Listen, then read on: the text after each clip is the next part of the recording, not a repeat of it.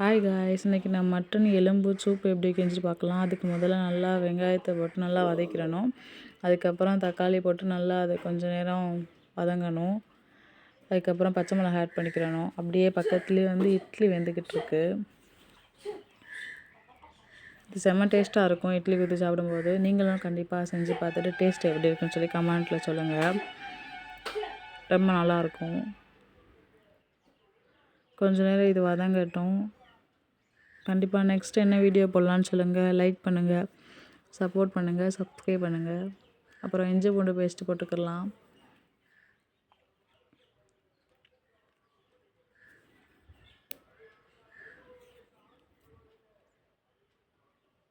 மிளகாத்தூள் சேர்த்துக்கலாம்.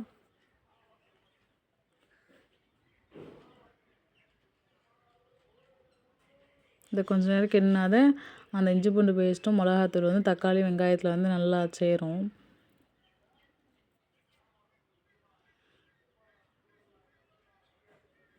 அதுக்கப்புறம் உப்பு ஆட் பண்ணிக்கிறணும் நம்மளுக்கு தேவையான அளவு. நீங்கள் கொஞ்சம் கொஞ்சம் போட்டு கூட குடிச்சு பார்த்துட்டு உப்பு சரியாக இருக்கான்னு சொல்லி பார்த்துக்கலாம். ஏன்னா ஒரே டைமில் நேமாக போட்டால் அப்புறம் அதிகமாயிரும். கொஞ்சம் தண்ணி ஆட் பண்ணிக்கலாம்.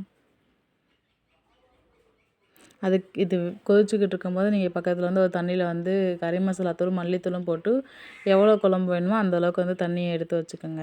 இது சூப்புனால கொஞ்சம் அதிகமாக தண்ணி ஊற்றினா தான் நல்லாயிருக்கும். இது சூப்பாக இருக்கனால வேண்டி தேங்காய் பால் ஊற்ற வேண்டிய அவசியம் இல்லை. தேங்காய் பால் ஊற்றினா கட்டியாக குழம்பு மாதிரி போயிடும். ஸோ சூப்பு வைக்கும்போது எப்போயுமே தேங்காய் பால் சேர்க்கக்கூடாது.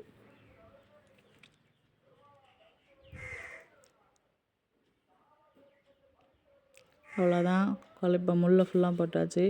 இதில் முள் இருக்குது, அப்புறம் கொஞ்சம் கொழுப்பு போட்டிருக்கு.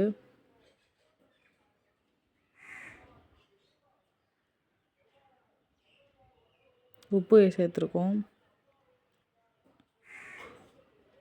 இதை கொஞ்சம் நேரம் அப்படியே கிளறி விட்டுட்டு கரெக்டாக ஒரு 6-7 விசில் வச்சா போதும். மட்டன் நல்லா குக் ஆயிரும். அப்படி இல்லை கொஞ்சம் பெரிய மட்டனாக இருந்துச்சு, கறி வாங்கும்போது ஆடு பெருசாக இருந்துச்சு நீங்கள் நினச்சிங்கனாக்க 10-11 விசில் வச்சா செம்மையாக குக் ஆயிரும். அவ்வளோதான். கொஞ்சம் நேரம் க்ளோஸ் பண்ணி வச்சுட்டா இது நல்லா கொதிச்சிரும்.